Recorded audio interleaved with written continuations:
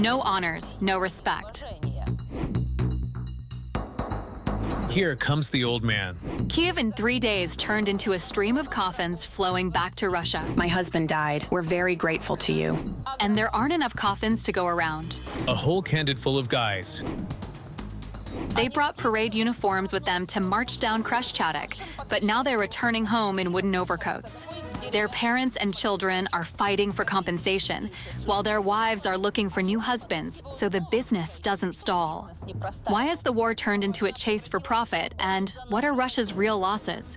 Watch our special report, The First Million, the cost of Russia's war against Ukraine.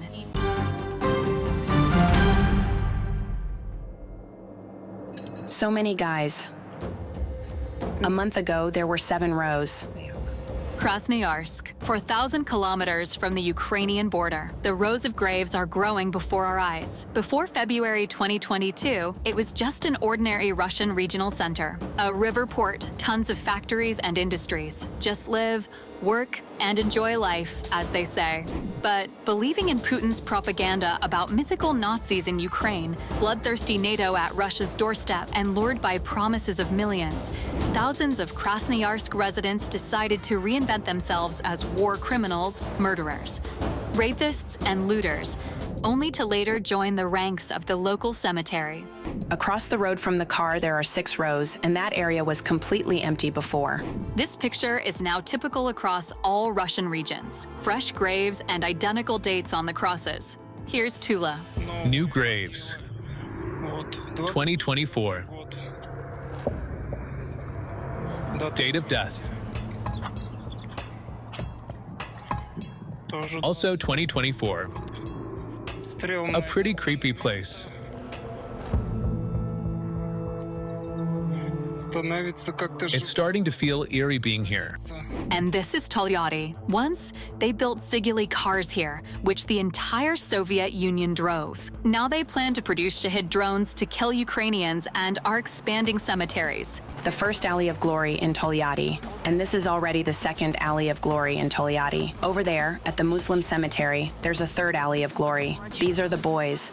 Just a month ago, there were only 9 graves here. That was a month ago. Today, there are already 2 rows.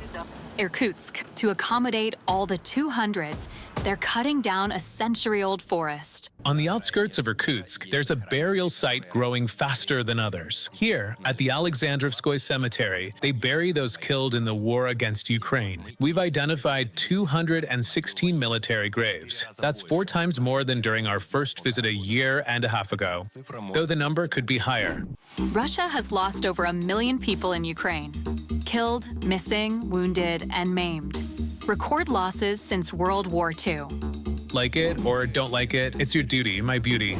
And it looks like the Russian population will have to endure this for a long time. The Kremlin doesn't even hide it. They don't keep count of the coffins. To grasp the level of cynicism, take a look at a monument to Russian occupiers in one of the Samara villages. 2 died in Afghanistan, 1 in Chechnya, and already 34 in Ukraine. The monument's creators thoughtfully left space for new names. 24. 4 or 5 more vehicles are coming.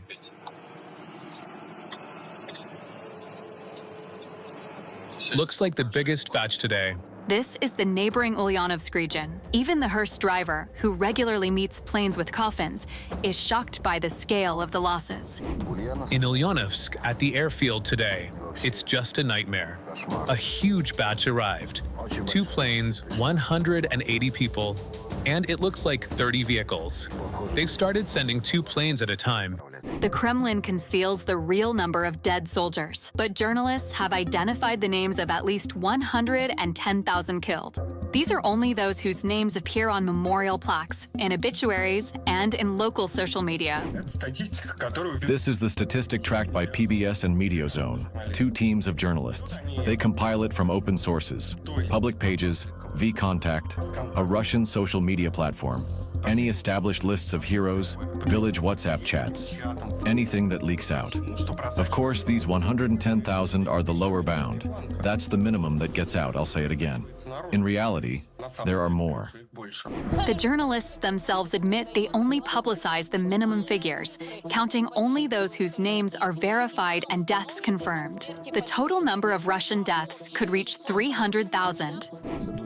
It's a very sophisticated, frankly well-crafted propaganda policy, the essence of which boils down to a terrifying thesis. The greater the losses, the more grandiose the victory appears. Over the past 25 years, a paradigm has been formed in Russia where death in war is no longer the worst outcome for a person. The alternative is, you either drink yourself to death, die from drugs, or perish as a hero, getting a chance at a certain social elevator, plus a kind of jackpot in the form of financial benefits for the deceased's family. And then there's the category of irretrievable losses, wounded, maimed, those who will never return to the ranks. There are even more of them. The minimalist estimate, I think, is around 200-something thousand killed. That's a lot. A minimalist estimate. Plus, irretrievable losses are much higher. Irretrievable losses are likely 2 to 2 and something times higher. Some might think it's more, some less. But the most conservative estimates suggest that irretrievable losses are approaching 500,000. If it's hard to believe even the figure of 300,000 dead, your eyes don't lie. This is what the fields near the Ukrainian front look like. The roads are littered with the bodies of Russian soldiers. They're simply not cleared away, and those lucky enough to return home in a bag or a box have every chance of ending up in an impromptu dump. Krikovenko, AA, Novosibirsk. See, even the name is written. Son. Here. The contents of this black bag in a coffin, amidst a pile of garbage, need no comment, and such discoveries are happening all over Russia. Smivka. So-called Cargo 200. Guardsman, Private Brezhnev. That's how homeland defenders end up in a landfill. In a Chelyabinsk courtyard, a zinc coffin was found in a landfill. The coffin belonged to a serviceman killed during the special military operation. The man's body was brought in this coffin. May 28th, 2024. A cemetery for unidentified homeless people. Right here, on the territory of this cemetery, lie the transport crates of fallen participants in combat operations in the special military operation, Private Shcherbakov. The crates contain the coffins in which the guys were brought. Senior Sergeant Almayev A.S. This is how they bury people who have no family, no one to bury them. What's there to say about honors or respect? Pompous funerals with orchestras and officials' condolences are only for propaganda footage. As soon as the cameras turn off, the regime's servants show their usual contempt for the population. Here's an official from Krasnodar Krai admitting in private conversations, everything he does is for show, so the higher-ups don't scold him. Why should I have to meet with these mothers? I go, bow at their feet, spout all this nonsense. Do you really think I feel guilty? Do you think it's easy to go around, look, and smell that stench from the coffin? And this is how funerals really go. In the Chelyabinsk region, a hearse got stuck in the mud because the road there gets washed out regularly. The vehicle had to be pushed to the cemetery,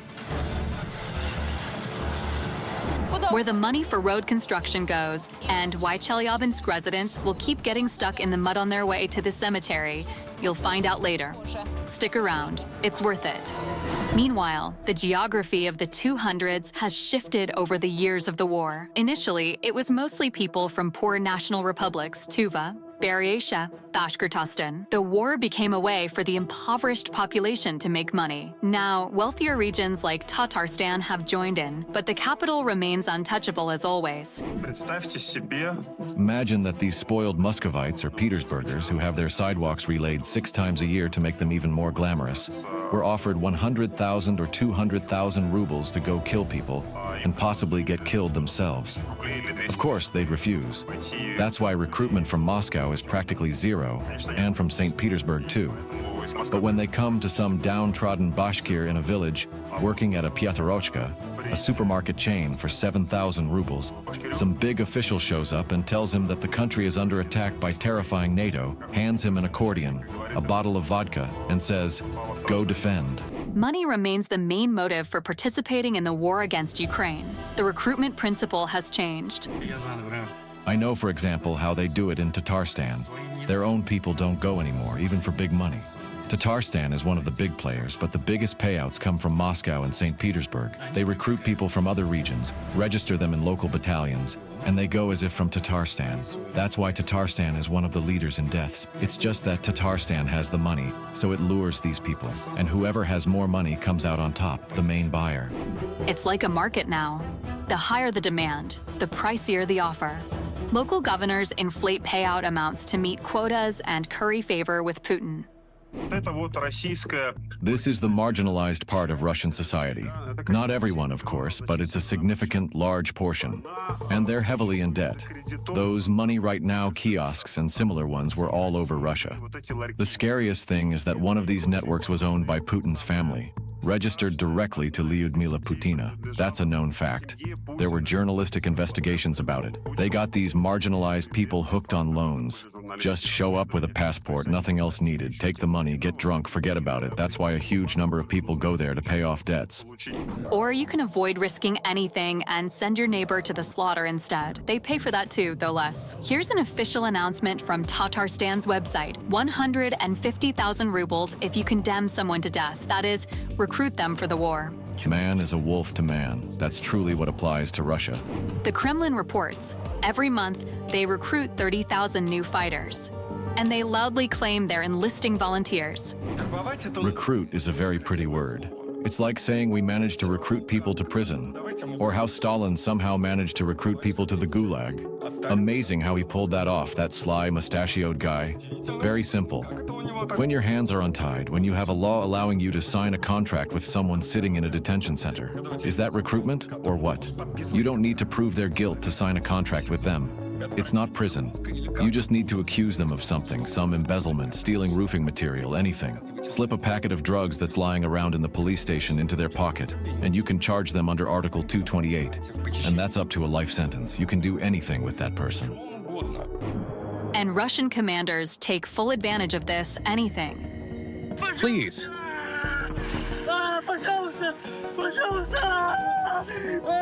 I can't take it anymore.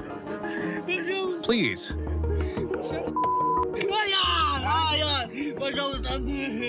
How's that for you? Just shoot me now, please. Kherson Direction, the so-called carousel, a punishment for those who refuse to go on a meat assault. The offender is tied by the legs to a vehicle and dragged across a field, periodically beaten. This is another Russian method of motivating personnel. The pit. Well, you bastards lying there, we'll cure your bronchitis. You didn't complete the task. Why so quiet? We'll treat you the old-fashioned way, damn it. Judging by the conversation, these Russians are guilty of weak immunity. Russian commanders have dozens of methods to control their own: moral humiliation, starvation, exposure to cold, beatings, executions. Or they can save bullets and stage gladiatorial fights in a pit. The commander said someone's got to kill the other guy here. Who's going to kill who? Hear that or not? Idiots. Whoever kills the other guy gets out of this pit. With hands, with feet. Come on, what are you sitting around for? Finish him. You understood correctly. To earn the commander's forgiveness and get out of the pit, you have to kill your fellow unfortunate. The order was carried out. Meanwhile, the Kremlin knows about the torture of its own. But they're indifferent to the suffering of the victims of this arbitrariness. Moreover, Putin decided to legalize it through amendments to the disciplinary code. Though, in the document, the abuses are called field guardhouses. The whole country, our multinational people, supports our heroes. In words. In reality, they're supported by makeshift crutches, and even the wounded and maimed are sent on assaults. This phenomenon is already called Cripple regiments. It's not about self-sacrifice or the propagandistic. We don't care about the cost. It's just easier to report to Kremlin commanders. As horrific as it sounds for a commander, it's often easier to send soldiers to certain death so they can report. We couldn't complete the order because we simply ran out of people. Just like running out of ammunition. Understand, here a soldier is equated to expendable material. A bullet or a person, it's the same. And if there's even a single combat unit left, whether it moves on 2, 3, or 4 limbs, they'll use it to the last to carry out the order. No, that's it. Goodbye. End of story. They don't care. And it's calmer for the regime this way. Feeling complete impunity, Putin's warriors practice crimes at home too. When these SVO guys returned just the day before yesterday, I read in the news somewhere near Novosibirsk, a young SVO guy, 23 years old, came back, raped a librarian in her 50s, and buried her alive in the forest. Then he went back to check if she was dead. She wasn't. When they exhumed her, they found she was still alive in the ground, and there's no public outcry. It's just another thing that happened. These stories are pretty routine now. Putin has so far managed to keep Russia in two realities. In one, there's war, hundreds of thousands of coffins, and a surge of violence across the country. In the other, illusory prosperity and staged stability. The so-called Putin stagnation lasted over 10 years. But there was no catastrophe because huge oil and gas revenues were coming in, and those revenues were spent on specific goals. The population felt that life was improving. But over these 3 years of war, Russia's economy has changed drastically. Russia always lived off exports to Europe. That was always the backbone of the Russian economy. Plus, it had to heavily reorient toward a war footing. That's always detrimental to the civilian economy. Plus, it started killing its own people in the war. And Russia already had a bad demographic situation. The war has severely damaged Russia's chances for a good future. It has a future because of its vast territory and population. It will exist. But a good future? That's no longer possible for this country. 2025 is coming. On behalf of all Gen Z, I want to say we're all in shock because we can't afford anything for a basic foundation. Buy an apartment? Of course not. We can live in rentals for 100,000 rubles a month or take a mortgage at 28%. Happy Hunger Games. And here we are, stuck in isolation for the third year. Sure, we can go outside, but we're cut off from the world by massive inflation and prices. The Central Bank of Russia published a figure that inflation for the poor is 20% annually. Hyperinflation varies. If you're buying a Bentley or Veuve Clicquot, hyperinflation doesn't hit you as hard because those products are already insanely expensive, so they don't rise much. But if you're poor and buying a basic groceries like vegetables, your prices are rising fast. The cry of the Zoomers. That's what they mockingly call videos like this on social media. Young Russians are realizing there's no bright future to hope for. I just look at the prices I spent money on before New Year's in 2023 and the prices I spent on before New Year's in 2024. It's two different countries, two different lives. Prices have risen so much that my salary from back then doesn't cover it now, and they don't raise it. Why bother raising salaries? We'll just keep living like this. I'm tired of spending so much money just to exist. I can't afford any rest. I can't afford to go out, walk around, or go to the movies because I'm just spending on food and housing. 20% inflation. That's the price every Russian pays for Putin's imperial ambitions, for Z-patriotism, for silent consent, and even for being outside politics. The 20% that could have been saved for an apartment, Putin takes for the war. He'll reach into every Russian's pocket to fund murder and terror in a neighboring country. The economy is a complex machine. The main thing to understand is that it's like a bicycle. You have to keep pedaling to move forward. When you produce civilian goods, they go into civilian life, generating revenue for years, through many cycles. But when you build a tank or a shell, you fire it, and it's gone. All the resources, all the money spent on it, die in that moment. They don't return to the economy. They don't work in it. They fall out, burned up. And here's the promised answer to where the money for repairing the road to the Chelyabinsk cemetery disappears. When you build roads in the U.S., that's civilian construction. Cars drive on them, goods are transported, Americans move around, and it boosts the economy. In Russia now, all the money goes to the war. And hearses with dead occupiers have to be pushed to the cemetery by the entire funeral procession. Nothing will change. Million-ruble compensations for contracts are eating up the last of local budgets. What should go to building roads, maintaining kindergartens, paying teachers and doctors, don't pay teachers, shut down clinics, and instead throw money at anyone passing by? Maybe someone distracted will sign a contract, and then throw that same money at their relatives. For them, the death of loved ones isn't a tragedy, it's a way to get rich. My husband died as part of Wagner Private Military Company. A regular assault trooper gets 240,000 rubles. I got the salary. The power of attorney was in my name. It's not a lot of money for me. Their life insurance for a fighter's death is 5 million. They gave it to us in cash. Every penny. I was listed as a recipient, along with his mother. So 50% to me, 50% to her. That's 2.5 million. Obviously, I'm not going to splurge with that. Yes, I ask myself why he died. Let's be honest, for the money. After the 40th day, I flew to the Maldives.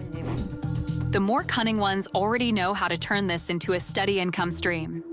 I'm over 30, right? What am I supposed to do now if I want an apartment? Where do I get the money? It's easy. You find a man serving in the SVO. He dies, and you get 8 million. Is it a working scheme? Of course. A lot of women are doing it now. Many come with those 8 million and buy some cheap little apartment. For this inconvenient truth, the realtor who spoke out was charged. They forced her to apologize and sentenced her to corrective labor. But the business of profiting off death isn't so easily stopped. Though even here, mishaps happen. This Russian woman planned to pay for a car with her husband's coffin money, but he went and survived. I got a car. They brought it from Moscow. Bought a Nissan Qashqai. Husband's a 200. And she went and bought a car. Kremlin media are full of stories about cunning wives literally robbing their wounded husbands. But no one sympathizes with the victims. SVO guys aren't heroes there. They're mercenaries. There's a chasm between the so-called SVO guys, their families, and everyone else. Everyone hates them because only they have money. I mean, outside Moscow and St. Petersburg, of course. Only they have money. Only they buy apartments. They buy expensive groceries and stores. They act like orcs who've broken out of some underworld. Even in their own country, they're called orcs. There were even cases when these mobilized guys came back with money and they were just taxed. Some bandit groups simply took it from them. But payments have been problematic lately. The amounts for signing contracts are shrinking, and people have to fight tooth and nail to get what's owed. There are payment issues in several regions now. For example, Bashkortostan, which, as you know, is a leader in the number of war deaths. They had to cut payments by a third. Inflation, new sanctions. It all leaves a serious mark. Plus, the money is losing value. 1 million yesterday isn't the same as 1 million tomorrow because inflation is substantial. Even lowering interest rates and the illusion of currency stabilization won't save from rising prices. The Kremlin has strong-armed the central bank and is now preparing to fire up the printing press to maintain the illusion of stability. People in business understood this signal. Russia is heading toward hyperinflation. You need to earn now before your money loses value. So, raise prices today to get money fast, convert it to foreign currency, and get it out of the country while there's still a chance. And those discharged from Putin's army are shedding tears. They're starting to realize that they, maimed and rejected by society, were used and discarded like spent material. I'm helpless. They let me out of the hospital for the weekend, out of joy. I can't do anything. Here's my stump. Sleep, eat weekends. Don't go to war, please.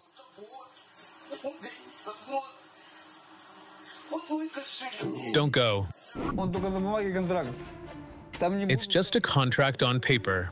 They won't ask why you're fighting, what you want. They'll just set a task and drive you forward to kill others, seize territory, and nothing else. On the way, all you see are the bodies of your own people, Russian soldiers. Not killed by rifles, not by people, they're killed by shells. Apocalypse. The march on Kiev turned into a bloody misadventure for Russia, where human life has lost all value, but death is in demand, even if it's getting cheaper by the day. They trade in the dead, coerce the living, and have turned poverty into a recruitment weapon. While the elites enjoy comfort, ordinary Russians rot in fields, landfills, and mass graves. A system built on lies and violence continues to devour its own. Ksenia Barvanenko, Special Report.